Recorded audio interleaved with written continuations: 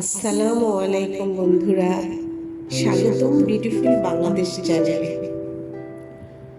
আজ আমরা ঘুরতে এসেছি শ্রীমঙ্গলের খুব সুন্দর একটা জায়গা, বিখ্যাত জায়গাও বলা চলে। সেটা হচ্ছে মাধবপুর লেক। চারপাশে সবুজ পাহাড় আর চা বাগানের মাঝখানে এই সুন্দর লেকটা অবস্থিত। লেকের পানির উপর ভেসে আছে অসংখ্য শাপলা ফুল। সুন্দর কালারের শাপলাগুলো যেন অপূর্ব সাজে নিজেদের মেলে ধরেছে। নিরিবিলি পরিবেশ, হালকা বাতাস আর শাপলার সৌন্দর্য সব মিলিয়ে মাধবপুর লেক সত্যি প্রকৃতি প্রেমীদের জন্য এক স্মরণীয় স্থান।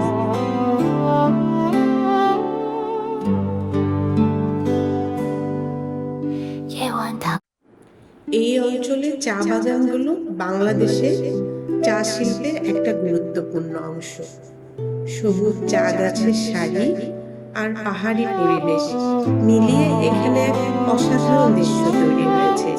প্রকৃতির মাঝে একটু শান্ত সময় কাটাতে চাইলে মাধবপুর হতে পারে দারুণ একটা ভ্রমণ স্থান।